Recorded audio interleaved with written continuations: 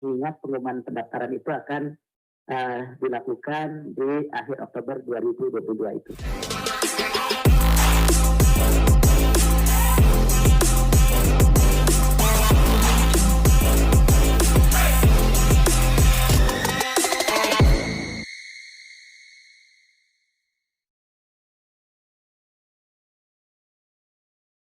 Assalamualaikum warahmatullahi wabarakatuh. Selamat pagi, salam sejahtera untuk kita semua yang sama-sama kita hormati dan kita tanyakan. Bapak Deputi di sini sudah hadir.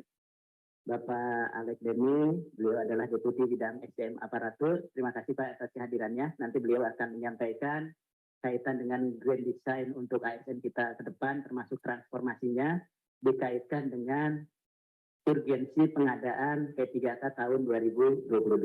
Nah ini saya kira Bapak Ibu mindset kita harus kita samakan terkait dengan ini. Makanya nanti dari Pak Deputi SDM akan menyampaikan poin-poin yang tadi saya sampaikan. Kemudian di sebelah kanan saya ada Bapak Suharmen. Beliau adalah Deputi Sistem Informasi Kepegawaian Badan Kepegawaian Negara yang sehari-hari juga mengawal kita di dalam pengadaan di tahun ini, dan beliau sangat concern sekali sehingga memang kita sama-sama fokus pelaksanaan pengadaan kita ini akan diadakan di tahun 2022. Nanti beliau akan menyampaikan apa-apa saja isu strategis di dalam implementasinya, kemudian juga apa-apa saja yang harus disiapkan oleh kementerian, lembaga, dan pemerintah daerah, termasuk jadwal pelaksanaan. Jadi pelaksanaan ini bukan hanya tergantung kepada BKN ya sebagai institusi pelaksananya, tapi juga dukungan dari Bapak Ibu kementerian lembaga.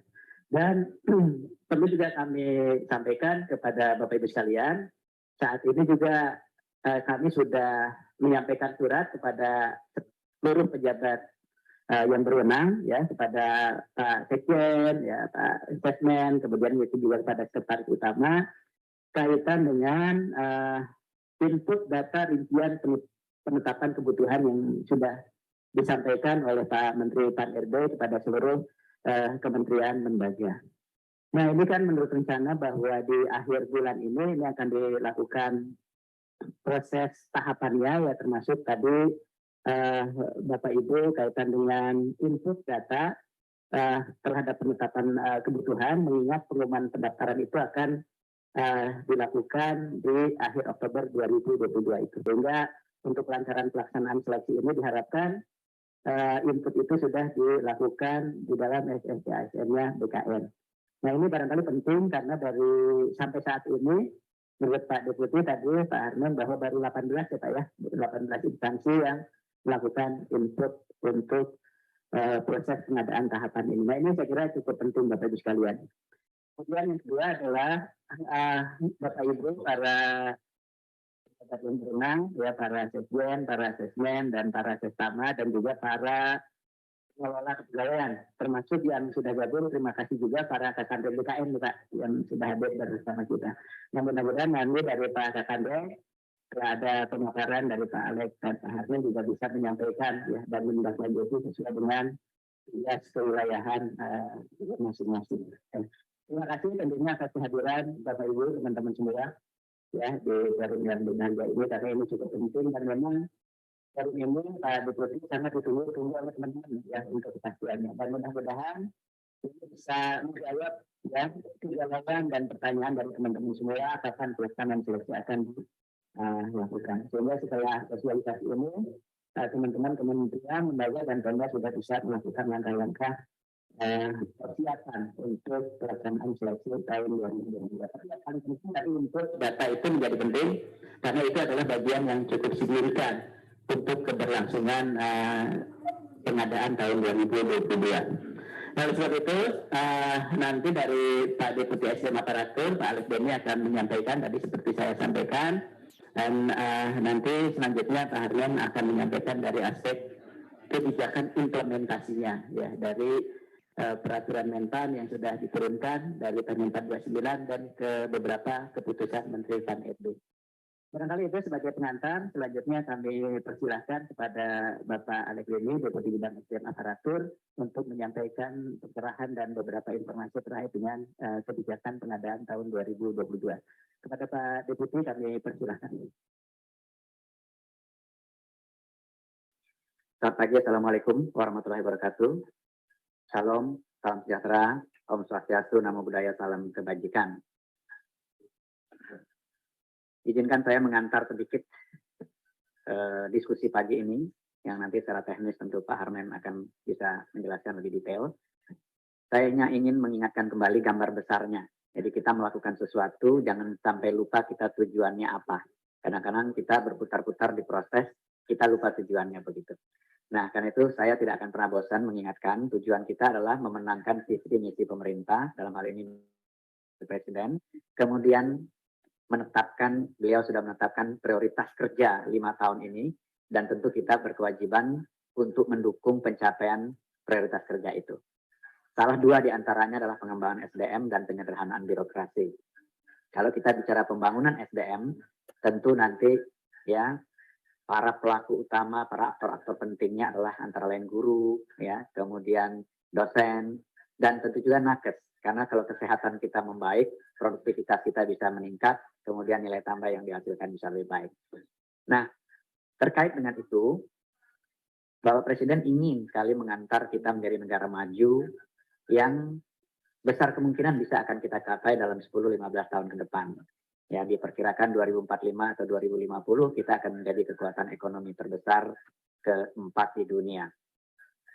Bapak Ibu yang saya hormati, salah satu requirement-nya tentu saja menjadikan birokrasi kita, birokrasi yang profesional dan berkelas dunia. Nah, ini menarik. Kenapa? Kalau kita bicara kelas dunia, ini lagi hangat-hangat nih. Sebentar lagi Piala Dunia di Qatar ya. Nah, tim-tim kelas dunia bertanding nih di sana. Nggak semua tim akan bertanding di sana. Pilihan-pilihan saja. Kenapa? Mereka sepantar diadu di kelas dunia ini. Nah, dalam konteks pemerintahan, tentu kita juga punya indikator-indikator yang kita perbandingkan dengan pemain kelas dunia tadi. Ya, efektivitas pemerintahan misalnya, kemudahan berusaha, misalnya indeks persepsi korupsi dan lain-lain, yang saat ini kita ketinggalannya cukup jauh. Karena itu PR kita untuk meningkatkan kinerja ASN kita sebagai pelaku birokrasi utama, sehingga kita betul-betul bisa memiliki indikator kinerja yang kira-kira sejajar dengan pemain-pemain atau negara-negara yang berkelas dunia tadi. Inilah tujuan kita. Jadi jangan sampai kita melupakan tujuannya pada saat kita melakukan aktivitas-aktivitas penting sebagai milestone untuk mencapai tujuan itu. Bapak Ibu yang saya hormati, contoh sederhana saja ya. Kalau kualitas pendidikan kita belum baik, maka orang-orang yang punya uang akan mengirim anaknya sekolah ke luar negeri. Bayangkan 2021 saja ya, itu lebih dari 53.000 mahasiswa kita sekolah keluar. Nah, ini tentu devisanya keluar. Sebaliknya, kalau kualitas pendidikan kita baik, tentu negara-negara tetangga akan mengirim ya anak-anaknya untuk bersekolah ke kita. Nah, itulah salah satu mengapa kualitas pendidikan ini perlu kita pikirkan dengan baik. Kesehatan misalnya. Tahun lalu 2 juta WNI berobat ke luar negeri setiap tahun. Itu membuat kita kehilangan devisa lebih dari 110 triliun. Nah, kalau kualitas kesehatan kita baik, tentu yang terjadi sebaliknya. Negara-negara tetangga akan mengirim ya, akan berobat ke dalam negeri. Inilah mengapa indikator-indikator ini penting kita perhatikan. Kenapa kualitas pendidikan dan kualitas pelayanan kesehatan itu penting kita perhatikan. Dalam konteks ini, reformasi birokrasi perlu dilakukan dengan baik.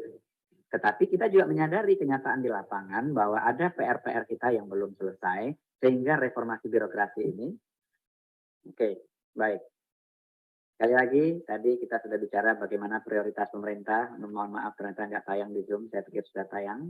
Ya, kemudian kita diharapkan membangun birokrasi yang makin profesional dan berkelas dunia. Ini saya ulang sedikit ya. Nah, bicara kelas dunia, tadi saya cerita sebentar lagi ada Piala Dunia di Qatar. Ya, tim-tim kelas dunia bertarung di situ. Indikatornya tentu ya, bagaimana sportivitas, bagaimana endurance, bagaimana skills, bagaimana ya produktivitas mereka bertarung di situ. Negara juga sama. Dalam konteks negara, kita tentu ingin membandingkan indikator-indikator penting kita dengan pemain-pemain atau negara-negara maju yang berkelas dunia tadi. Dan ini kalau kita lihat indikator kita ketinggalannya cukup jauh dibandingkan negara-negara maju. Nah, belum lagi kasus-kasus yang mendasar masih terjadi ya. Jual beli jabatan itu kan kasus yang basic sekali yang harusnya tidak boleh terjadi lagi di era transparansi seperti sekarang. Di era digital seperti ini, kalau masih ada yang curang, masih ada yang jual beli itu kebangetan karena viralnya cepat banget tuh ini. Ya. Nah, Bapak Ibu yang saya hormati, tadi saya cerita bagaimana kalau kualitas pendidikan kita dianggap belum baik, maka anak-anak Indonesia yang punya kemampuan itu tentu dikirim oleh orang tuanya sekolah ke luar negeri. 53.000 lebih ya tahun lalu mahasiswa kita sekolah keluar. LPDP juga mengeluarkan biaya yang tidak sedikit menyekolahkan anak-anak kita keluar. Tetapi sebaliknya, kalau kualitas pendidikan kita baik, tentu orang yang akan mengirim mahasiswanya ke Indonesia. Ini akan mendatangkan devisa, devisa akan meningkatkan pendapatan negara ujung-ujungnya akan bisa membuat anggaran untuk ASN diperbaiki, yang ujung-ujungnya gaji ASN bisa diperbaiki. Kesehatan tadi, 2 juta setahun berobat ke luar negeri setiap tahun. 110 triliun ya devisa kita hilang ke luar negeri. Kenapa? Karena mungkin dianggap kualitas berobat di luar negeri lebih tinggi daripada kualitas berobat di dalam negeri. Nah, bayangkan kalau kualitas nakes kita baik, rumah sakit kita baik, dan lain-lain. Kita justru akan bisa mendatangkan devisa karena mungkin nanti orang-orang kaya dari Filipina, Bangladesh, Vietnam itu akan berobat ke Indonesia. Jadi kawan-kawan, reformasi birokrasi menuju kelas dunia tadi bukan sekedar jargon harusnya. Ini adalah suatu cita-cita yang harusnya akan membuat kita memang masuk ke liga negara-negara maju tadi yang tentu saja akan berimpact kepada kesejahteraan masyarakatnya. Menarik reformasi menuju profesional dan berkelas dunia ternyata tidak mudah karena ada tarikan juga ke kiri yang nggak kalah besarnya. Ya, masih ada KKN, masih ada kecurangan, jual beli jabatan, masih ada zona nyaman dari ASN kita untuk berubah, untuk belajar dan lain-lain. Masih ada sistem penganggaran yang masih belum ya terlihat bagaimana kesejahteraan ASN itu menjadi terperhatikan. Masih ada masalah non ASN yang belum selesai-selesai. Dari 2005 kita coba selesaikan sampai 2022. Jangankan menuju selesai, malah magnitudenya makin lama makin besar. Belum lagi kalau itu sempat dipolitisasi. Jadi jangan sampai kita transformasi birokrasi ini seperti tarik tambang. Kitanya semua berkeringat, tapi tambangnya nggak bergerak menuju indikator-indikator yang lebih baik tadi. Jadi kawan-kawan, kita semua perlu menyadari bahwa ayo kita satukan komitmen kita menuju ke sana, walaupun kita menyadari realita di lapangan masih ada PR-PR ini yang juga mesti kita tuntaskan. Nah, karena itu transformasi birokrasi dilakukan secara menyeluruh. Organisasinya diperbaiki, ya layer-layernya dipersingkat agar organisasinya menjadi lebih lincah. Kemudian sistem kerjanya diperbaiki menuju digitalisasi, baik itu pelayanan publik maupun proses bisnis internalnya pemerintah. Dan SDM aparaturnya juga harus ditransformasi secara menyeluruh.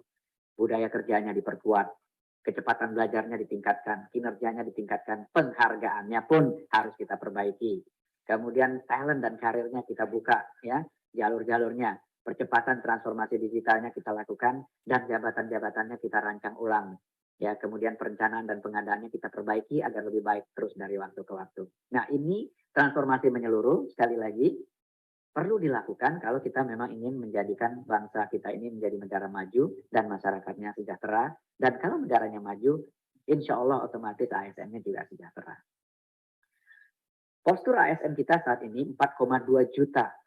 Ya, di tahun 2022 ini 4,2 juta. Dan di awal tahun lalu 42% itu jabatannya adalah jabatan pelaksana. Nah, jabatan pelaksana by definition adalah jabatan-jabatan yang melaksanakan pekerjaan-pekerjaan yang mudah dipelajari, berulang, ya repetitif, ya. Dan ini tentu rentan sekali terkena disrupsi. Kalau kita secara masif menerapkan SPBE dan digitalisasi, tentu pekerjaan-pekerjaan semacam ini akan mudah sekali digantikan oleh teknologi. Nah, beruntung kalau data terakhir yang saya peroleh bulan Agustus sudah turun ke 39% ya dari 42% ini, karena kita stop dulu merekrut pelaksana. Ya, karena kalau kita rekrut terus nanti piramidanya makin besar di bawah. Pada waktu kita going digital, maka ini nanti akan tentu saja terpengaruh. Jabatannya akan hilang dan perlu ada mobilisasi ke jabatan-jabatan lain. Di negara-negara maju, piramidanya sudah terbalik. Jadi pegawai pelaksana itu makin sedikit jumlahnya. Kenapa? Sudah digantikan oleh mesin, oleh robot, oleh teknologi, dan lain-lain. Sementara di kita, piramidanya masih seperti itu. Nah, Bapak Ibu yang saya hormati, karena itu rekrutmen 2022, ya, kami waktu itu dari Kementerian PAN dan RB mengeluarkan edaran bahwa pengadaannya untuk sementara fokus PPPK dulu deh. Karena PNS kita ini mesti kita kaji terus, ya, berapa sih butuhnya kita nih dalam jangka panjang. Jangan sampai kita ternyata kebutuhannya sudah tidak sebanyak itu pada saat instansi pemerintah berlomba-lomba melakukan digitalisasi. Jadi semua instansi pemerintah saat ini berlomba-lomba melakukan menerapkan SPBE dan digitalisasi. Nah, tentu kebutuhan untuk PNS mesti kita hitung ulang. Itulah sebabnya mengapa 2022 pengadaan ASN ini kita fokus dulu PPPK. Insya Allah 2023 setelah kita coba kaji ulang nanti, ketemu kebutuhannya, kemudian PNS tentu kita akan rekrut kembali sesuai dengan prioritasnya. Jadi ada 4 hal yang kami sampaikan di surat edaran Menteri PAN-RB nomor B1161 di tahun 2021 yang lalu. Pertama, pandemi COVID ini dengan penyederhanaan birokrasi yang kita lakukan tentu merubah pola kerja kita dalam birokrasi. Karena itu fokus dari rekrutmen kita 2022 ini adalah pada pelayanan dasar dulu yang memang dibutuhkan oleh masyarakat. Dalam konteks ini adalah guru dan tenaga kesehatan. Dan yang ketiga, kita masih punya PR menyelesaikan kawan-kawan honorer STHK 2. Karena itu fokus rekrutmennya, ya, guru dan tenaga kesehatan haruslah memberikan prioritas kepada THK 2 ini. Karena kalau tidak nanti nggak selesai-selesai, sementara kita rekrut terus yang baru begitu. Nah, tentu sistem rekrutmennya kita perbaiki. Dan kemudian gaji dan tunjangannya diusulkan oleh instansi dan daerah, dan kita usahakan bahwa untuk pelayanan dasar ini dipenuhi anggarannya. Nah, inilah prioritas kita di tahun 2022. Pada tahun sebelumnya, 2021, kita sebetulnya sudah memberikan afirmasi-afirmasi kepada THK 2, guru non-ASN dan lain-lainnya, yang punya sertifikasi, yang di atas 35 tahun, THK 2, sudah diberikan afirmasi. Tetapi rupanya proses yang kita lakukan seperti itu belum menyelesaikan masalah. Ya misalnya THK 2-nya lulus dengan afirmasi, ya lulus ambang batas, tetapi rankingnya kalah oleh pelamar baru, pelamar umum. Sehingga akhirnya formasinya diisi oleh pelamar umum. Pelamar umumnya masuk ke sekolahnya, THK-nya tetap jadi honorer di sekolahnya. Nah, belajar dari situ, kita tentu ingin memperbaiki terus tahun ini dan tahun-tahun ke depan. Jadi, tahun lalu, walaupun Kemendikbud menyatakan kita butuh guru, jumlahnya itu 1 juta lebih begitu, ternyata formasi yang disampaikan itu hanya 500-an, dan kemudian yang lulus itu sekitar 293.000 dan seterusnya. Nah, dalam konteks inilah perbaikan-perbaikan kita lakukan di tahun 2022. Jadi kebutuhan nasionalnya kita hitung, ya, dan kemudian formasinya diusulkan, kemudian kita tetapkan. Apa yang membedakan tahun lalu dengan tahun sekarang dalam konteks menghitung formasi dan mengusulkan formasi serta menetapkan formasinya.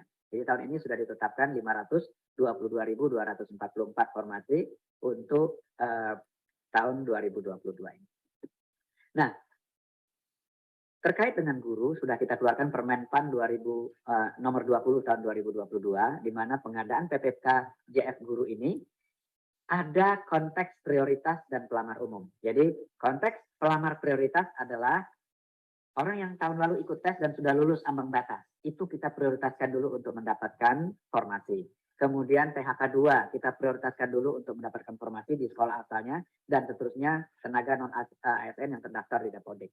Nah, barulah kemudian setelah formasi itu dikunci, ya, sesuai dengan yang sudah lulus dan THK 2 dan lain-lain tadi, barulah pelamar umum kemudian kita buka. Itu sudah kita tetapkan, dan insya Allah itu mudah-mudahan bisa mengurai persoalan yang kemarin ini tidak selesai dengan proses yang kita lakukan di tahun 2021.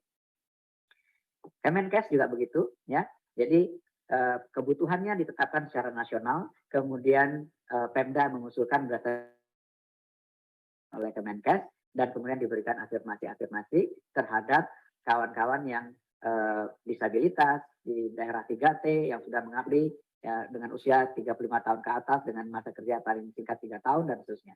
Jadi afirmasi-afirmasi ini diharapkan juga menyelesaikan persoalan-persoalan non-ASN. Begitu juga terkait dengan dosen dan kemudian tenaga teknis lainnya. Jadi Permen PAN 20 2022 memperbaiki proses yang tahun lalu itu usulannya langsung datang dari kementerian, lembaga, dan daerah, ditetapkan oleh Menpan RB, kemudian proses seleksinya CASN-nya melamar ke formasi yang telah ditetapkan.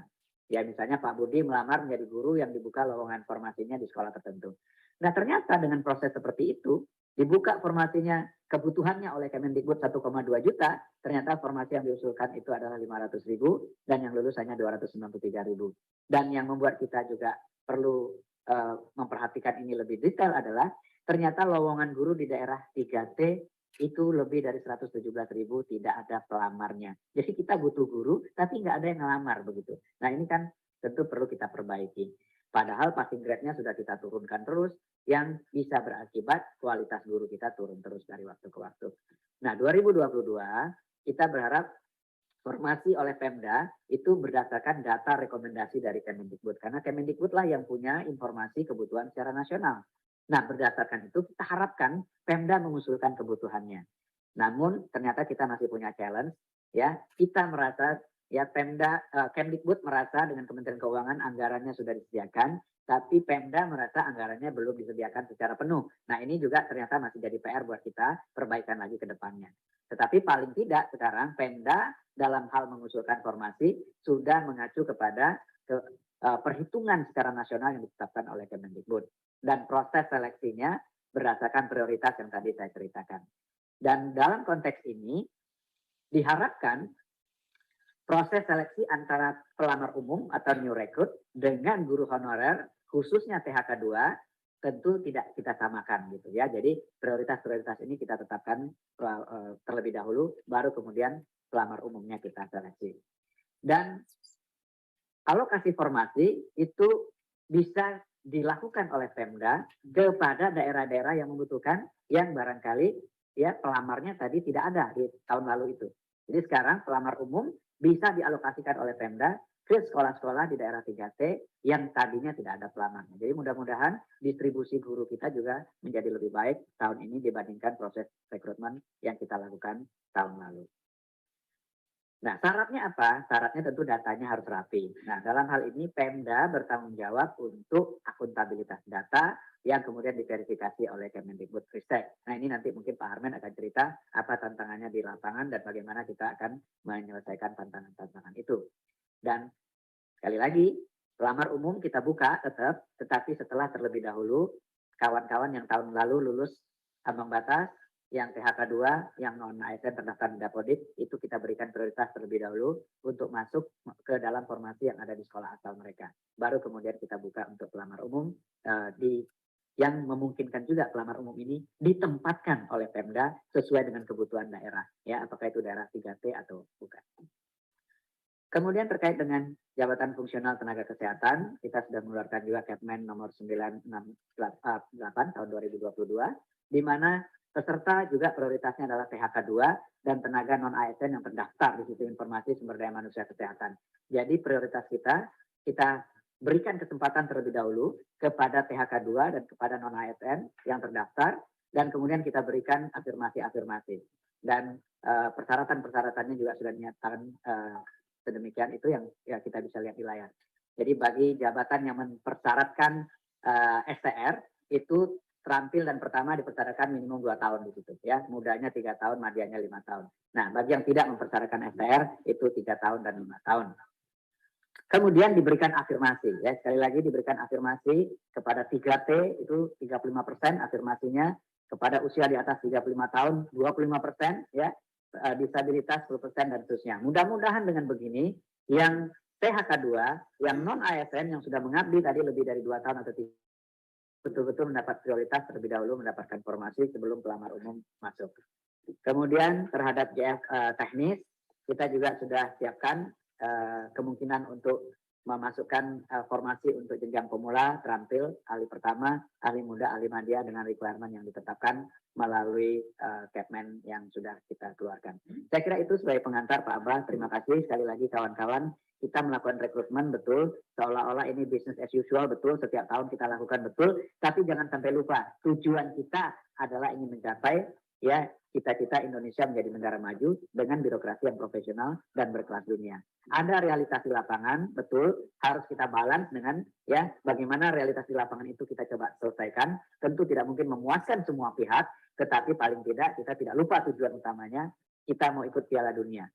Bayangkan kita mau ikut Piala Dunia, kalau ketua PSSI-nya atau pengurus PSSI-nya nitipin pemain ke pelatih, ya, gubernurnya nitipin pemain, wali kotanya nitipin pemain, bupatinya nitipin pemain. Ya bagaimana mungkin pelatih sekaliber Pep Guardiola atau Jurgen Klopp pun tidak akan mungkin membuat timnas kita masuk ke Piala Dunia kalau pemain titipannya terlalu banyak di lapangan. Ya, ini mudah-mudahan bisa menjadi, ya, ada orang dalam kata Pak Aba, ya. Kalau orang dalamnya terlalu banyak, ya timnasnya nggak bakalan menang. Nah, mudah-mudahan kawan-kawan bisa memahami bahwa betul ada realitas di lapangan, tapi jangan lupa kepentingan 270 juta rakyat Indonesia tentu harus lebih mengemuka dibandingkan kepentingan kita sebagai bagian-bagian dari populasi yang lebih banyak. Saya kira itu, terima kasih, mohon maaf jika ada yang kurang berkenan. Bila taufiq wa hidayah. Assalamualaikum warahmatullahi wabarakatuh. Waalaikumsalam warahmatullahi wabarakatuh. Terima kasih Pak Deputi, tadi sudah mengingatkan kembali Bapak Ibu sekalian, walaupun ini kayak ritual gitu ya Pak ya, pekerjaan ritual, tapi kita tetap tujuan utama kita itu yang harus kita capai. Jadi kadang-kadang kita merekrut tapi kadang nggak jadi solusi Pak bagi organisasi gitu ya. Misalnya satu kementerian dia merekrut orang, setelah merekrut orang kinerjanya naik apa enggak sih? Permasalahan-permasalahan itu selesai apa enggak sih? Kayak ini Pak Deputi PR kita juga untuk melakukan evaluasi, monitoring evaluasi terhadap pengadaan ASN di kementerian lembaga itu. Sehingga tujuan-tujuan itu sebetulnya kita terjebak di rutinitasnya, tapi lupa dengan tujuan awalnya. Nah, saya kira tadi Pak Deputi sudah mengingatkan kita semua, kemudian juga tadi bagaimana grand design kita gitu ya, termasuk juga untuk penyelesaian guru dan tenaga kesehatan ya. Terima kasih Pak Deputi. Selanjutnya kami persilakan kepada Pak Samen, Pak Deputi Simka BKS. Saya persilakan Pak.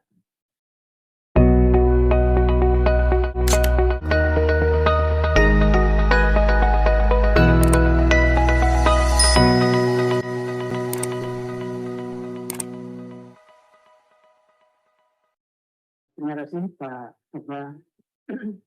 Assalamualaikum warahmatullahi wabarakatuh. Selamat pagi dan salam sejahtera bagi kita semua. Yang kami hormati seluruh peserta, Kepala BKD, BKPSDM, Kepala Biro SDM, instansi pusat dan daerah yang hadir pada kegiatan sosialisasi pada pagi hari ini. Pertama-tama untuk kita patut bersyukur bahwa kita semua masih diberikan kesehatan sehingga bisa melaksanakan kegiatan sosialisasi persiapan pelaksanaan seleksi calon aparatur sipil negara tahun 2022 pada pagi hari ini.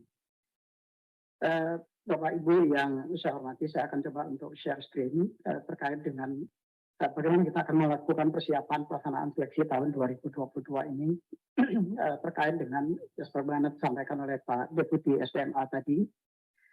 Fokus utama kita pada tahun ini adalah pengadaan seleksi aparatur sipil negara untuk pegawai pemerintah dengan perjanjian kerja.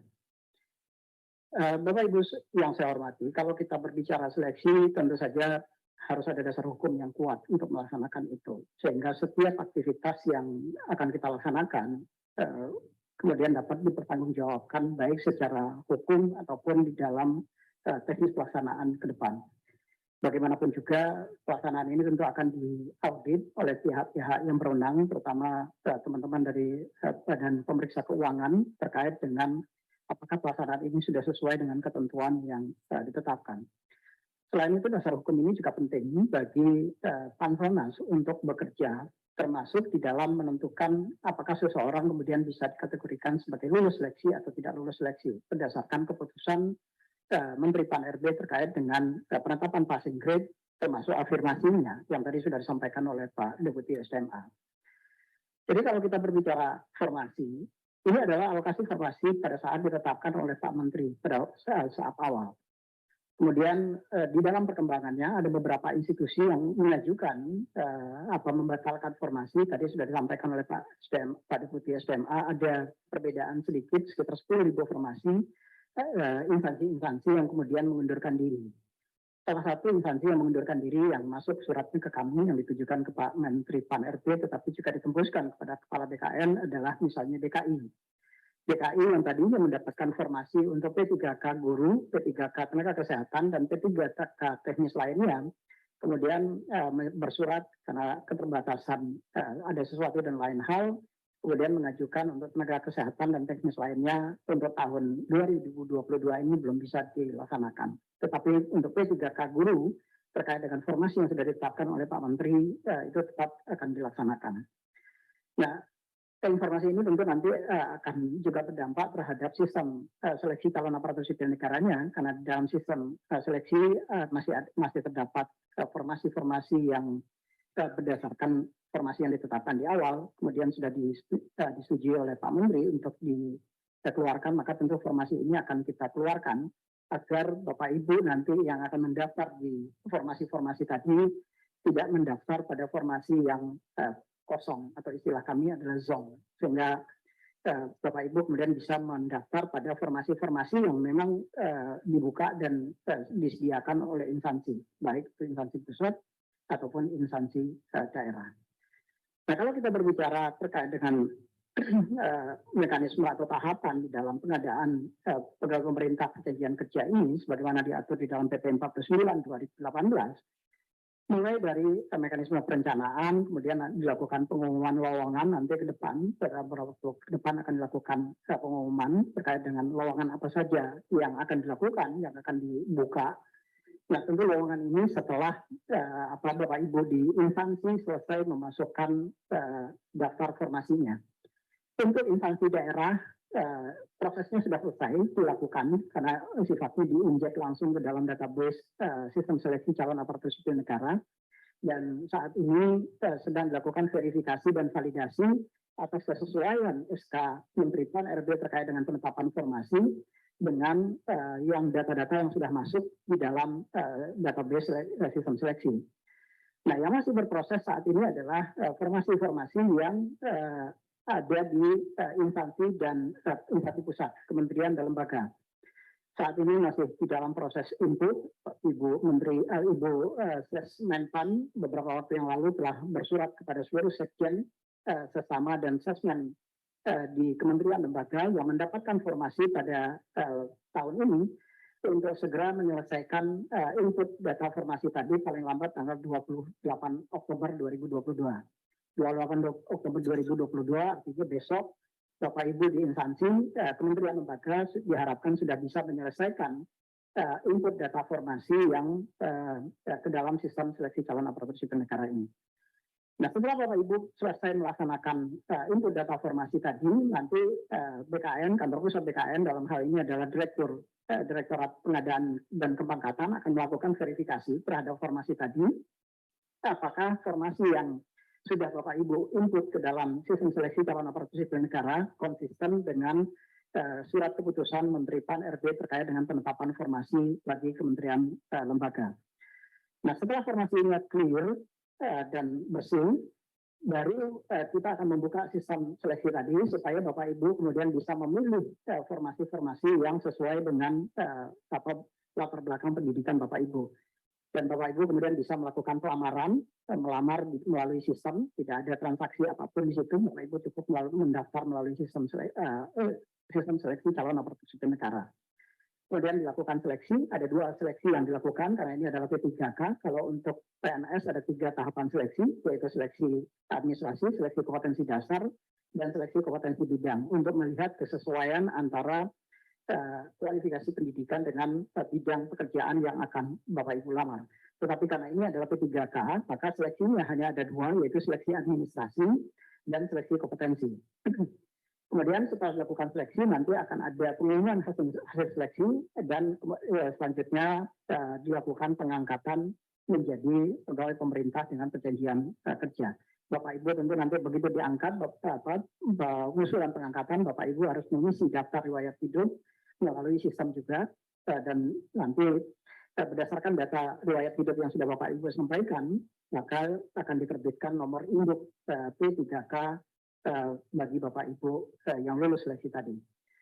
Nah, di dalam proses seleksi, tadi kami sampaikan semua menggunakan teknologi, kita tidak lagi menggunakan ada proses manual, mulai dari pengumuman sampai dengan pendaftaran semua melalui sistem seleksi calon aparatur sipil negara, yang dalam hal ini nanti tentu Bapak Ibu akan memilih sistem seleksi pegawai pemerintah dengan perjanjian kerja. Nah, setelah nanti Bapak Ibu melakukan pendaftaran, kemudian akan ada seleksi. Seleksinya juga menggunakan teknologi. Untuk Bapak Ibu guru, maka seleksinya nanti akan menggunakan sistem ujian nasional berbasis komputer teman-teman di Kementerian Dikbud. Sedangkan untuk tenaga kesehatan itu akan menggunakan sistem komputer assisted testnya Badan Kepegawaian Negara. Kenapa kita bagi? Karena waktunya sangat pendek. Waktu untuk kelas bulan Desember, maka kalau ini tidak kita bagi bebannya, maka dikhawatirkan nanti pelaksanaan seleksinya akan lewat dari tahun anggaran.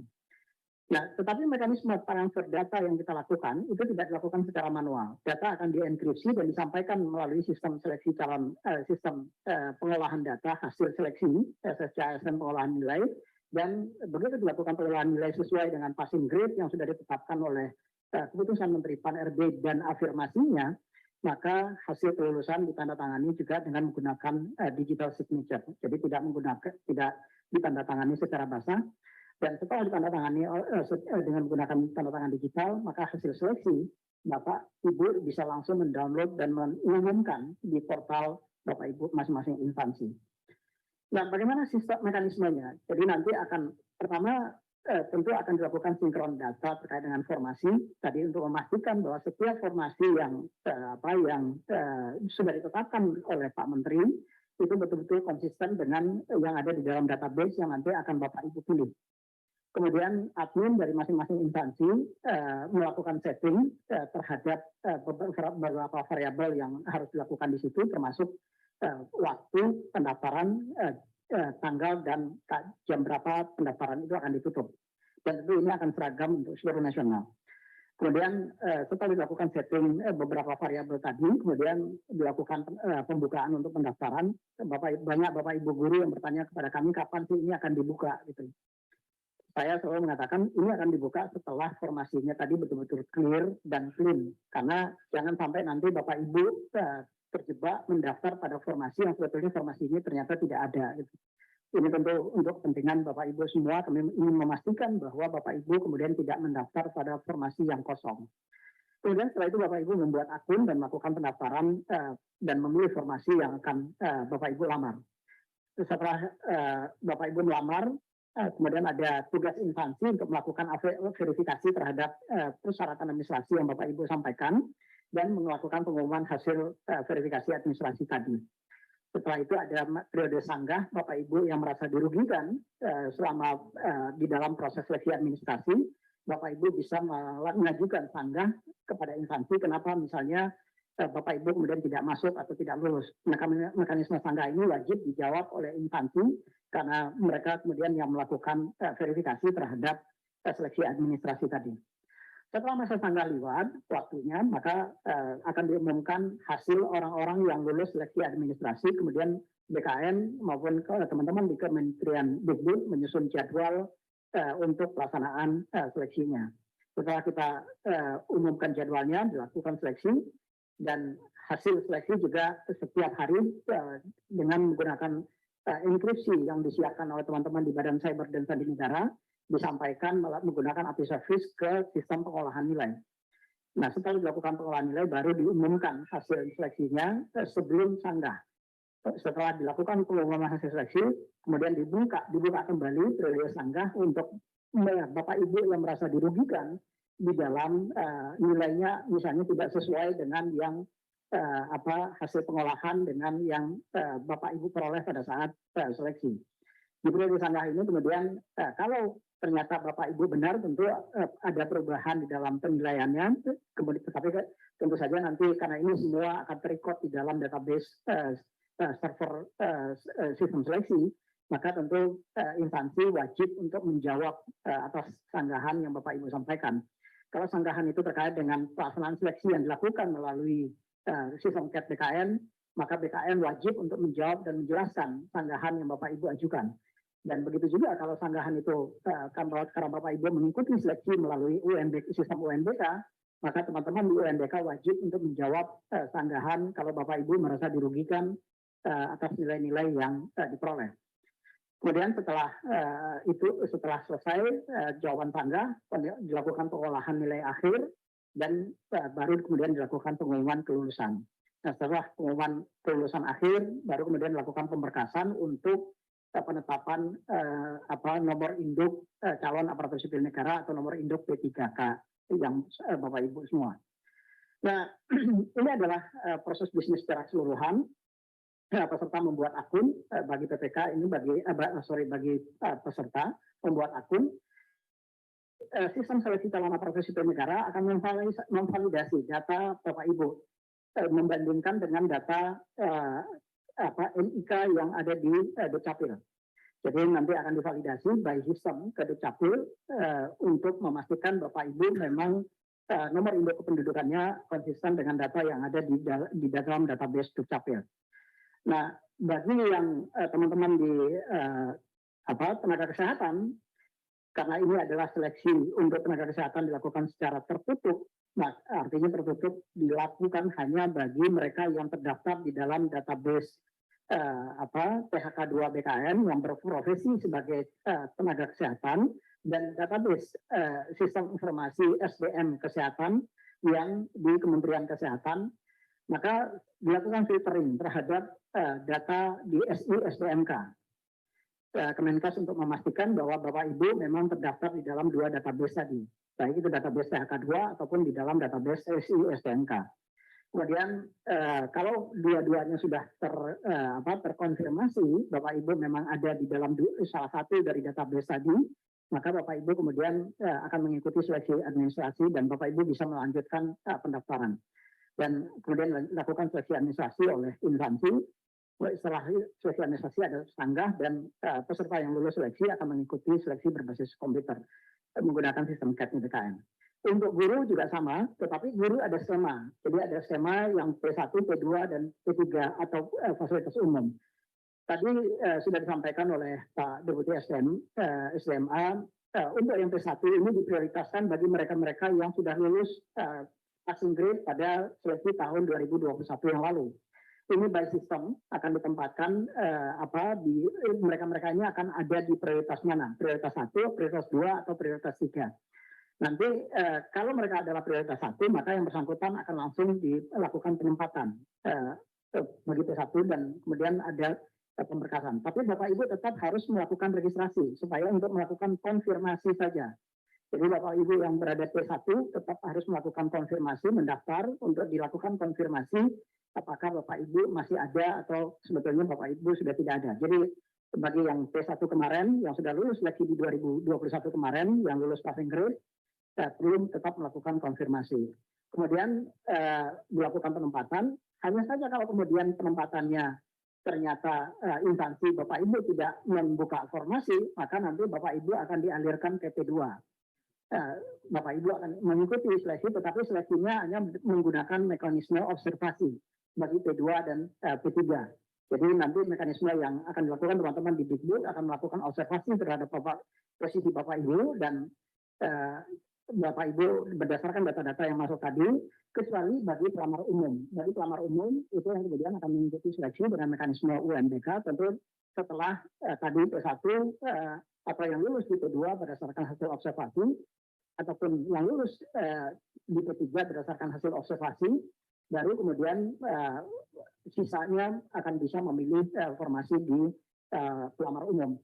Hanya saja kembali ini yang juga masih menjadi perdebatan, apakah formasi pelamar umum ini atau P4 ini masih memungkinkan nggak waktunya untuk kita buka? Karena seperti tadi saya sampaikan, ini berada di injury time. Jadi di bulan Desember yang waktunya adalah sangat sempit, ada mekanisme pertanggungjawaban anggaran yang harus dilakukan oleh teman-teman Dikbud kepada Kementerian Keuangan.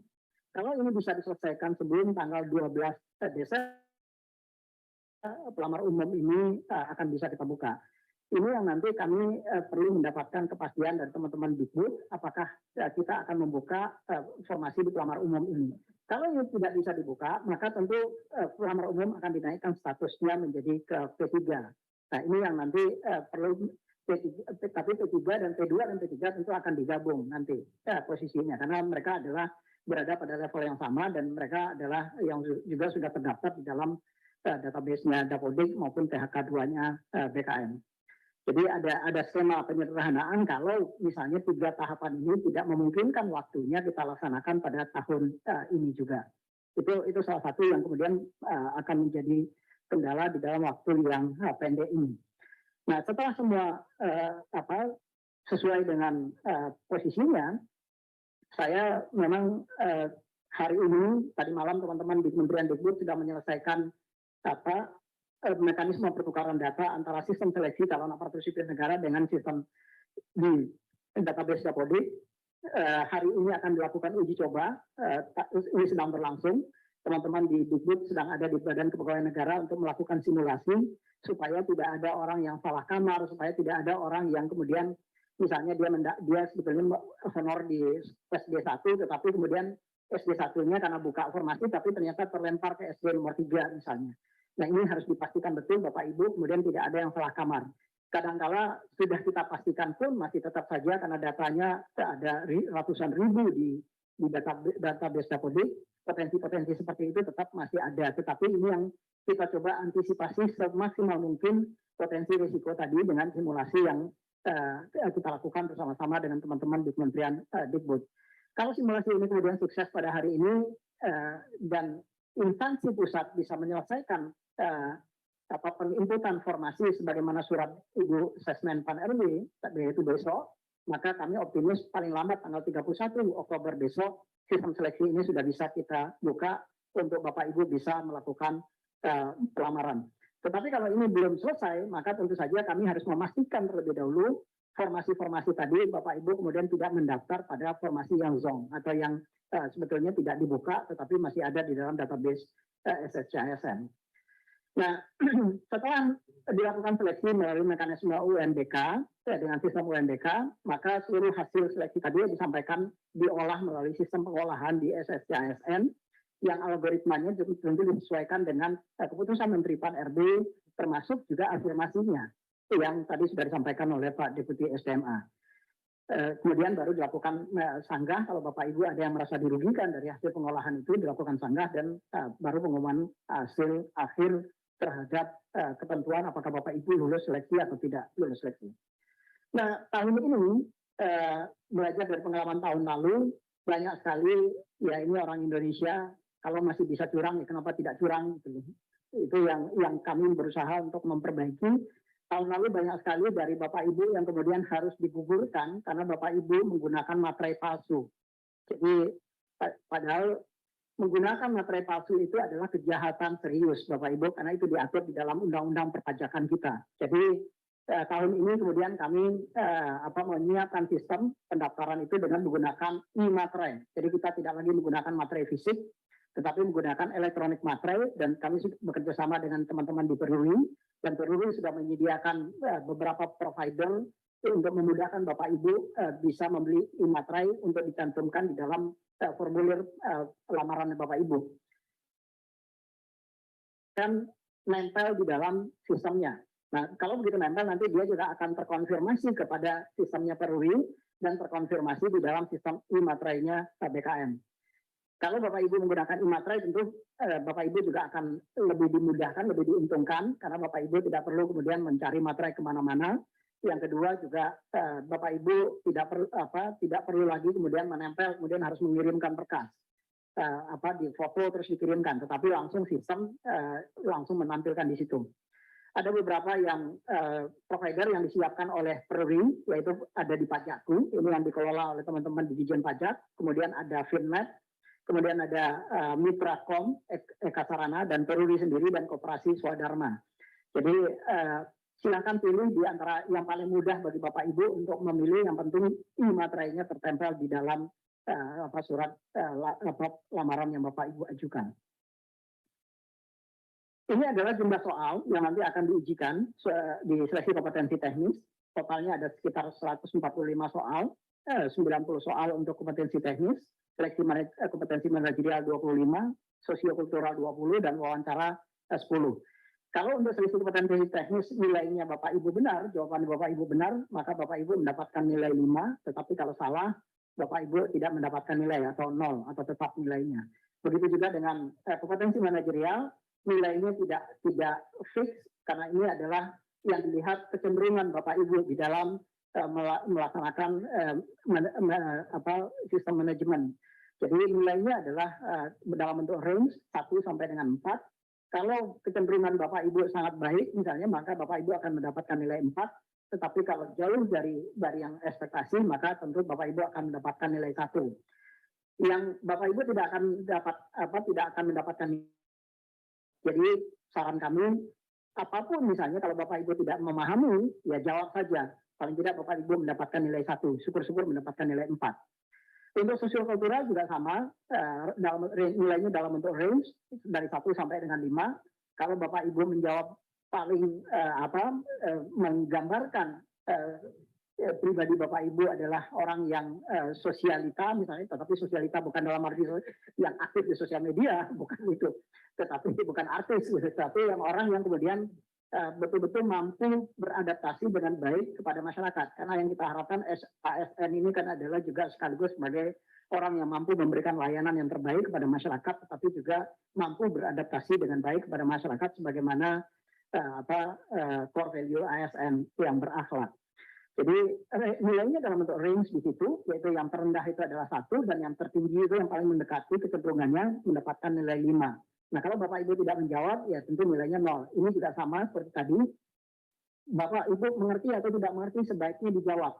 Minimal Bapak Ibu akan mendapatkan nilai 1. Jadi ini yang kami sampaikan. Untuk wawancara juga sama, karena wawancara itu tidak bisa dengan hitam putih. Jadi orang hanya bisa melihat kecenderungan, maka juga ada nilai range-nya di situ. Kalau kecenderungannya sangat baik, sesuai dengan ekspektasi yang diharapkan oleh pemerintah, maka tentu akan mendapatkan nilai maksimal yaitu 4, tapi karena kalau ekspektasinya jauh dari yang diharapkan oleh pemerintah, maka nilainya adalah 1 di situ. Nah, bagi teman-teman yang disabilitas ataupun yang formasi umum itu ada perbedaan waktu. Jadi untuk yang untuk disabilitas itu waktunya untuk di seleksi kompetensi teknis, manajerial dan sosiokultural itu waktunya dialokasikan 150 menit, sementara kalau yang umum itu 120 menit. Begitu juga dengan wawancara yang umum 10 menit dan yang disabilitas, teman-teman yang disabilitas itu sebanyak 15 menit. Sehingga secara keseluruhan waktu yang dialokasikan untuk seleksi ini bagi yang umum itu selama 130 menit dan teman-teman yang mengalami ada gangguan disabilitas itu waktunya sebanyak 165 menit. Ini adalah ancar-ancar jadwal seleksi yang kalau kita semua konsisten, tadi kami sampaikan, teman-teman kementerian lembaga bisa menyelesaikan input formasi pada besok sesuai dengan surat Ibu Sesmenpan, di mana batas waktunya itu adalah besok. Karena setelah dilakukan Bapak Ibu melakukan input formasi, maka BKN akan segera melakukan verifikasi terhadap formasi yang Bapak Ibu input dan mencocokkan dengan keputusan Menteri Pan-RB. Nah, kalau ini kita bisa lakukan secara konsisten dalam waktu pengumuman itu, pembukaan seleksi ini bisa kita lakukan di tanggal 31 Desember dan kita akan bisa menyelesaikan seleksi terkait dengan P3K Nakes misalnya, itu diharapkan bisa diselesaikan seleksinya pada tanggal 13 Desember. Saya sebetulnya masih meminta Pak Kapus untuk waktunya agak dipendekkan lagi, karena tadi ada pertanggungjawaban anggaran yang harus masuk ke Kementerian Keuangan pada tanggal 12 Desember. Jadi mungkin ini yang perlu waktunya memang menjadi sangat ketat dalam konteks sekarang ini. Karena biasanya kita melaksanakan seleksi itu di bulan-bulan Oktober. Ya, jadi kalau bulan Oktober itu akan sangat leluasa bagi kita untuk bisa menyelenggarakan di beberapa titik lokasi. Nah, untuk yang guru nanti menggunakan sistem UNBK, jadwalnya nanti tentu saja akan menyesuaikan dengan jadwal yang sudah ditetapkan yang nanti akan ditetapkan oleh Panselnas. Dan untuk teknis lainnya nanti akan ada periode-periode di dalam masa tanggah karena ini terbuka seleksinya, maka kemungkinan besar paling cepat bisa kita lakukan ada nanti di tahun depan. Tetapi mekanisme pendaftaran pelamarannya bisa dilakukan pada tahun ini dan seleksi administrasinya bisa kita selesaikan pada tahun ini. Titik lokasi yang akan digunakan untuk titik lokasi seleksi yang akan kita gunakan untuk tenaga kesehatan itu ada di 102 titik lokasi ujian. 36 titik lokasi BKM, 12 titik lokasi mandiri BKM, 36 titik lokasi yang disediakan di Poltekkes yang disediakan oleh teman-teman di Kemenkes, dan ada 15 titik lokasi mandiri yang teman-teman bisa menggunakan titik lokasi mandiri supaya pergerakan orang pegawai Bapak Ibu tidak terlalu jauh ke titik lokasi yang disediakan oleh pemerintah. Sementara nanti yang kami juga berharap untuk yang titik tenaga teknis lainnya itu juga akan kita gunakan titik lokasi yang diharapkan nanti juga bisa mendapat tunjangan dari teman-teman di Kemenkes. Nah, kami sudah mendapatkan rekomendasi dari teman-teman Satgas. Jadi untuk pelaksanaan seleksi ini tentu saja kita perlu mendapatkan rekomendasi dari teman-teman Satgas. Bagaimanapun juga kita masih, kalau kita lihat dalam laporan harian teman-teman Kemenkes, COVID ini belum hilang sama sekali dari Republik ini. Datanya masih turun naik. Ini tentu juga perlu menjadi, walaupun tidak seketat pada saat kita pelaksanaan tahun 2020 ataupun 2021 yang lalu. Nah, tetapi tentu saja nanti Bapak Ibu tetap perlu menginstal aplikasi Peduli Lindungi untuk memastikan bahwa Bapak Ibu memang kemudian tidak ada potensi COVID. Kalaupun Bapak Ibu terindikasi misalnya positif COVID pada hari itu. Mudah-mudahan tidak terjadi, dan kami tentu berharap Bapak Ibu juga bisa menjaga kesehatannya, terutama di dalam menghadapi waktu-waktu untuk pelaksanaan seleksi ini nanti. Penerapan protokol kesehatan, bagaimana direkomendasikan oleh Satgas, itu harus tetap kita lakukan, kita patuhi, pakai masker, menjaga jarak minimal 1,5 meter, cuci tangan dengan sabun. Ini juga nanti tentu akan disediakan di titik lokasi seleksi. Kemudian tingkat lokasi ujian hanya boleh diisi 50%, tetapi ini nanti karena sudah agak menurun panjang, kami tentu akan mencoba untuk bernegosiasi apakah bisa kita tingkatkan menjadi 75% dari kapasitas misalnya. Nah, kalau bisa ditingkatkan 75% dari kapasitas, maka ini tentu akan waktu yang tadi yang sampai dengan 13 Desember itu bisa kita perpendek. Jadi tidak harus sampai dengan 13 Desember. Nah, kemudian pelaksanaan seleksi akan dikoordinasikan dengan kepala daerah atau ketua Satgas penanganan COVID di daerah untuk memastikan kalau terjadi apa-apa, teman-teman di Satgas COVID di masing-masing wilayah itu bisa cepat membantu penanganan teman-teman yang kalau kebetulan terkonfirmasi COVID-19. Kemudian panitia kegiatan seleksi wajib membentuk Satgas protokol kesehatan untuk mengawasi dan mengendalikan penerapan protokol kesehatan ini untuk betul-betul mencegah penularan COVID-19. Di titik lokasi akan disediakan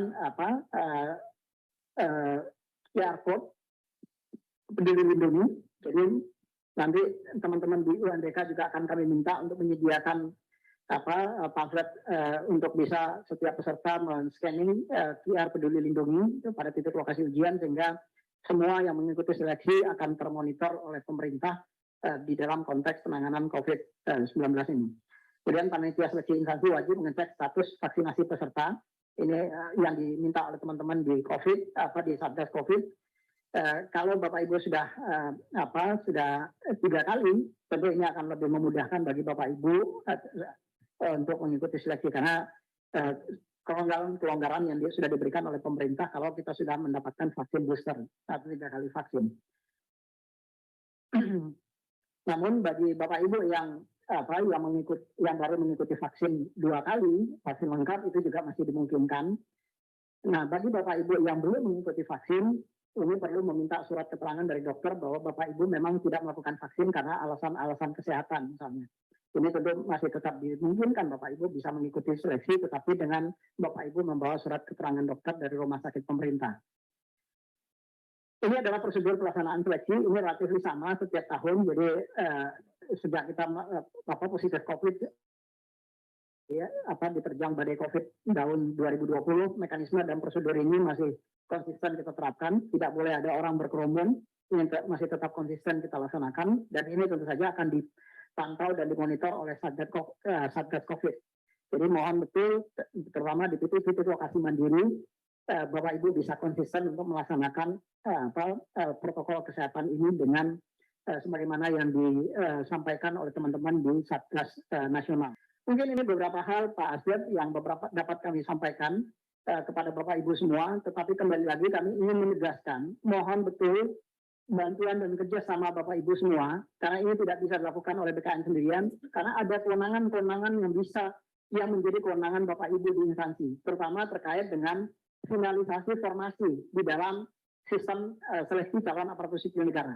Yang kedua adalah admin instansi agar segera melakukan setting beberapa variabel di dalam sistem seleksi calon aparatur sipil negara, dan kalau itu sudah selesai dilakukan, BKN akan segera melakukan verifikasi dan validasi formasi.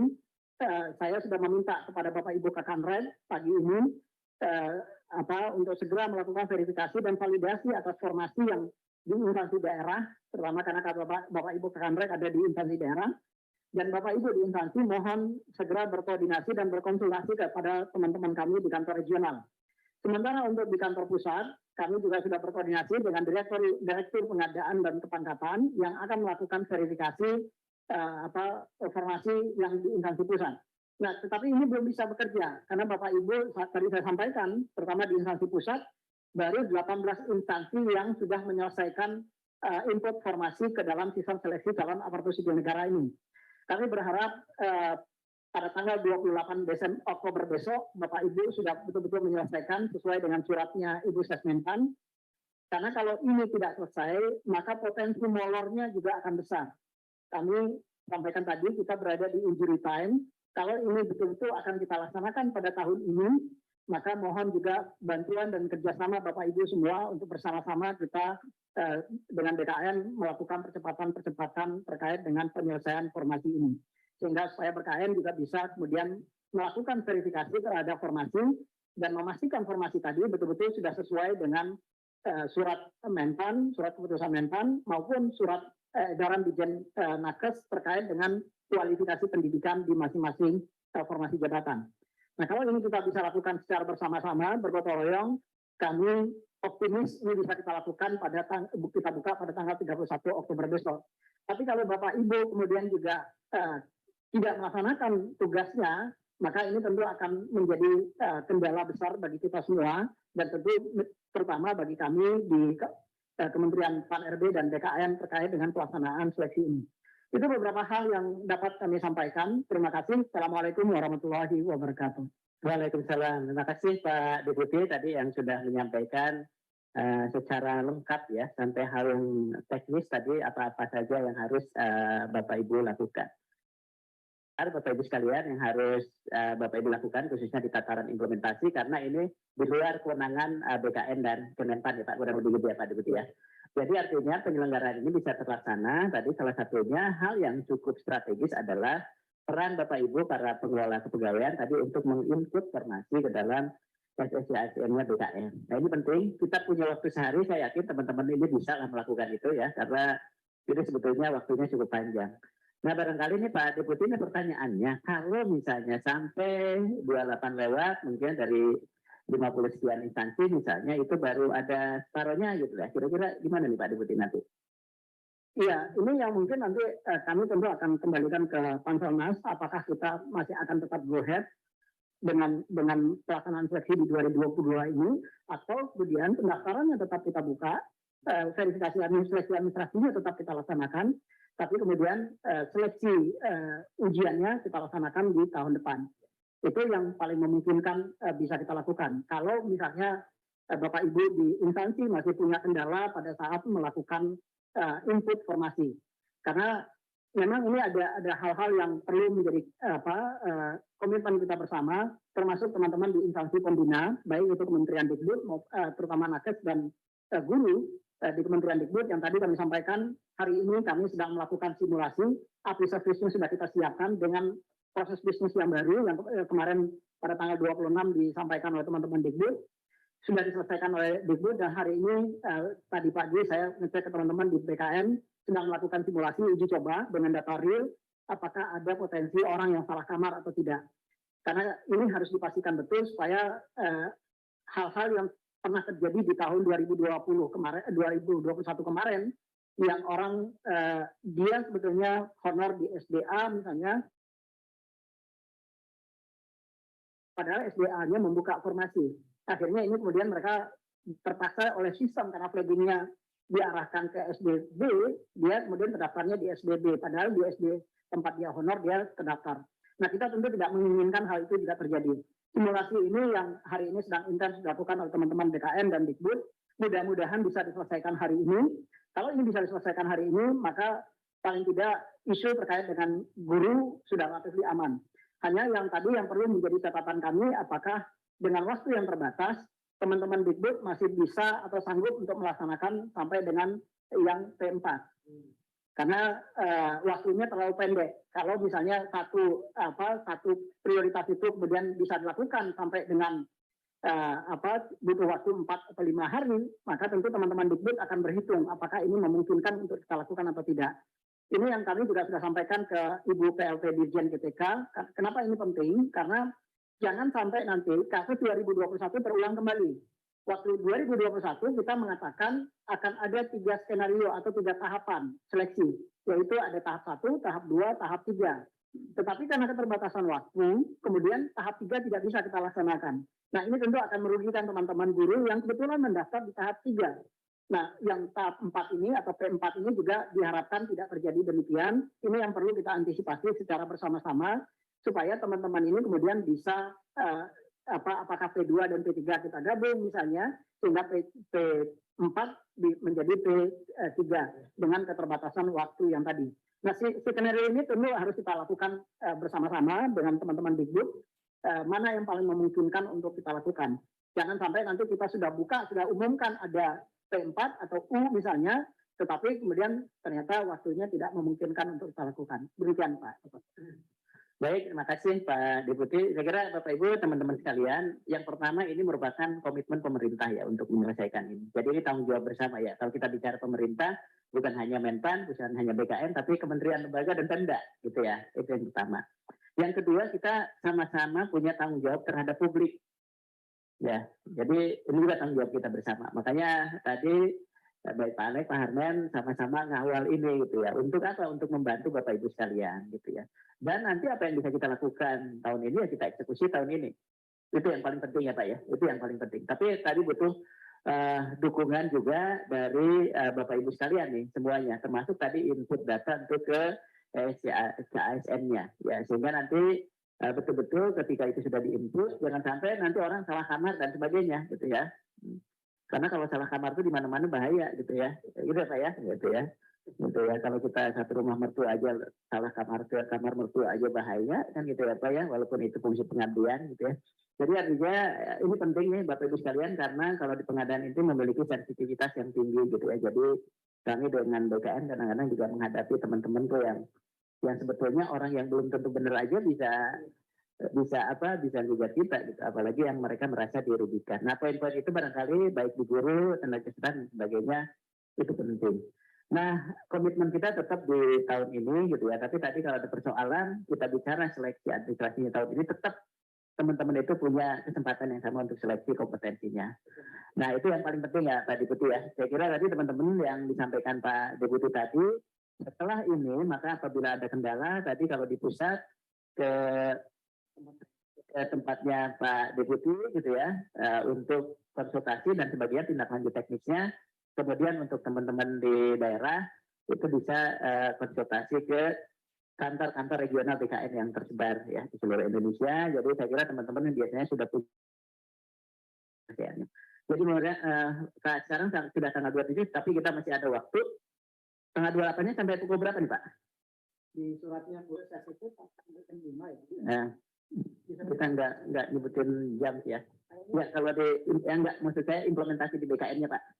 Ya, kami pada prinsipnya tentu akan mengikuti apa yang sudah ditetapkan oleh Pak Menteri. Kalau enggak teman-teman di Kementerian Pan-RB. Tapi saya lupa di suratnya Buses nggak disebutkan itu Pak. Nah, kalau tidak disebutkan ya tidak menyebutkan tanggal jam. Ya, kalau tidak disebutkan ya nanti kita akan coba buka sampai tanggal tanggal 31 itu sampai habis ya. 12 malam kurang 1 detik lah ya gitu ya. 12 malam kurang 1 detik. Iya itu ya. Gitu ya Bapak Ibu sekalian. Jadi saya kira ini sudah jelas. Jadi demikian Bapak Ibu sekalian penyampaian informasi sosialisasi kita di siang ini. Tapi sebelum kami tutup closing statement barangkali dari Pak Deputi Eksekutif Aparatur kepada Pak Ali kami persilakan Pak. Terima kasih Pak Abah. Terima kasih Pak Harmen penjelasannya yang sangat detail. Dan kawan-kawan sekalian, sekali lagi rekrutmen adalah salah satu aktivitas penting ya untuk memperkuat ASN kita menuju pencapaian tujuan yang lebih besar. Jadi mudah-mudahan kita nggak lupa tujuannya karena prosesnya ya. Jadi kita bisa memahami mengapa keputusan-keputusan sulit itu diambil oleh pemerintah untuk mengamankan tujuan yang lebih besar. Saya kira itu saja, mohon dukungan semua pihak, dan jika ada iming-iming, kecurangan, janji-janji yang tidak pada tempatnya, mohon segera disampaikan sehingga kita bisa tindak dengan tegas siapapun yang mengiming-imingi, yang menjanjikan ya proses jalur cepat, jalur khusus atau apapun namanya.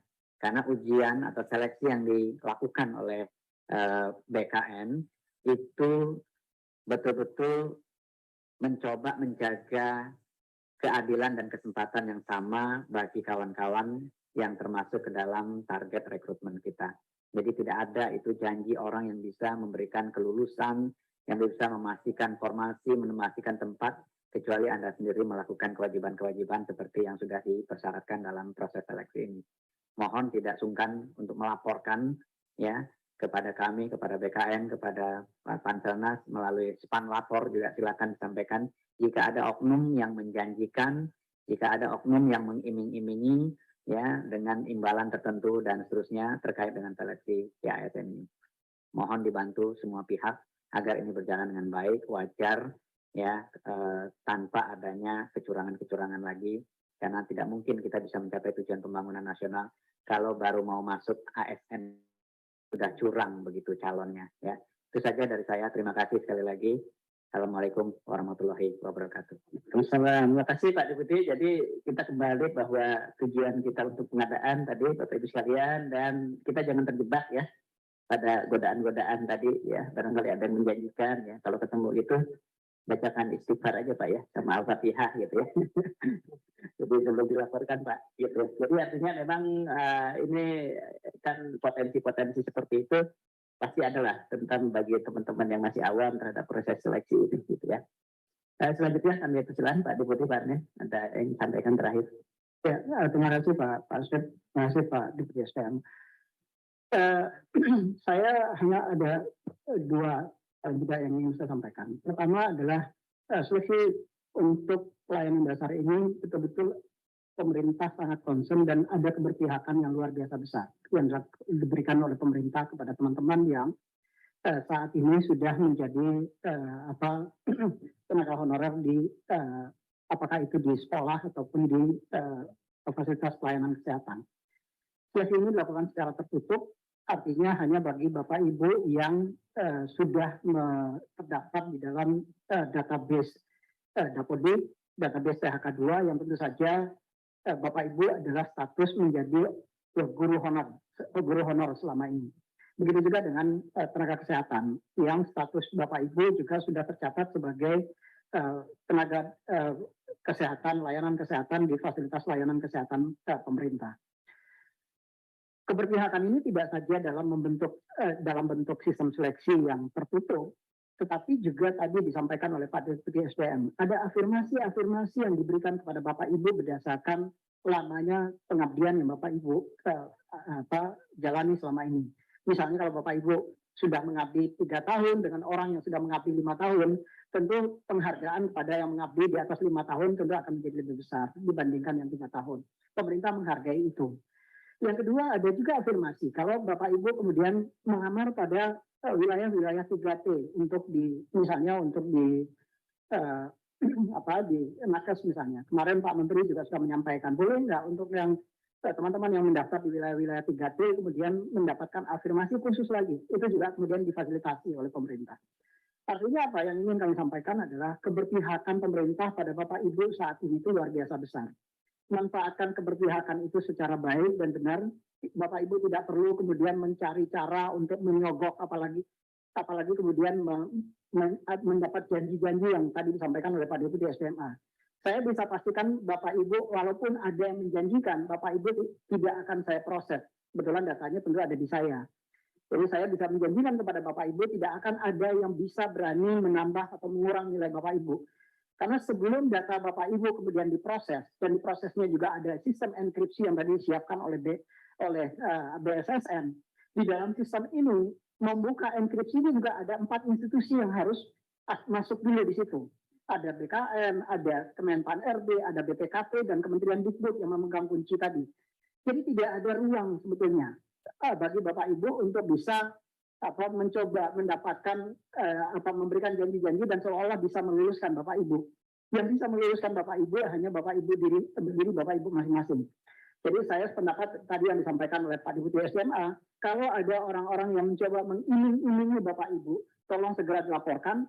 Apakah itu petugas BKN di lapangan? Apakah itu instansi?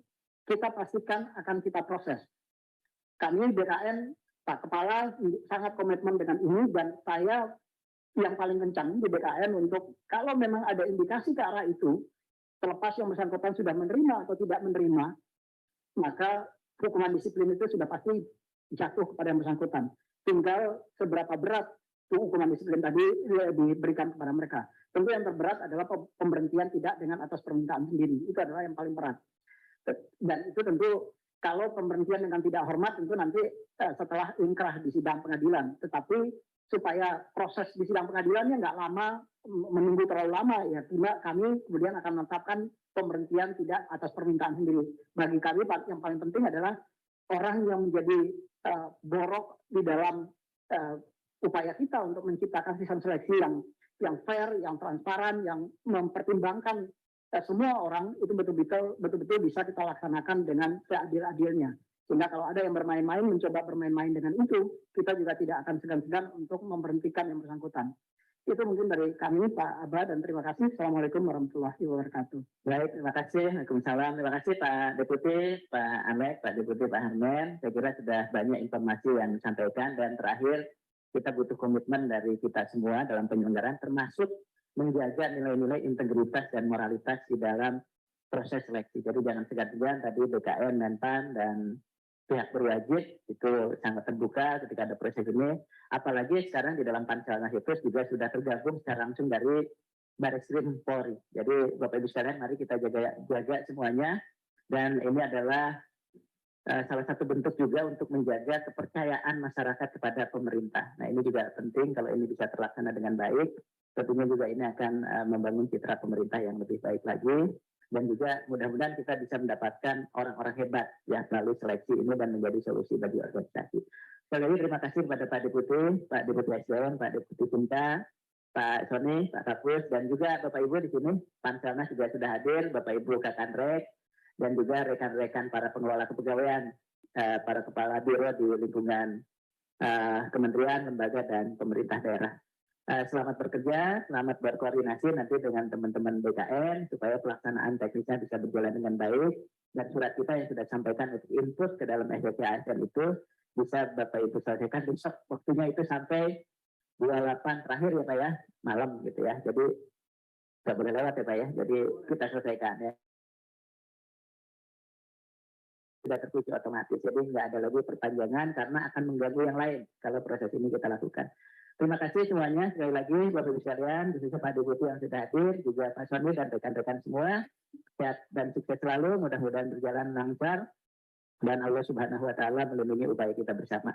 Demikian, terima kasih juga untuk teman-teman tim dari Kemenpan RB dan BKN nih, dan tim Panselnas yang sudah bekerja luar biasa siang malam sampai hari ini gitu ya. Demikian, terima kasih, kami akhiri.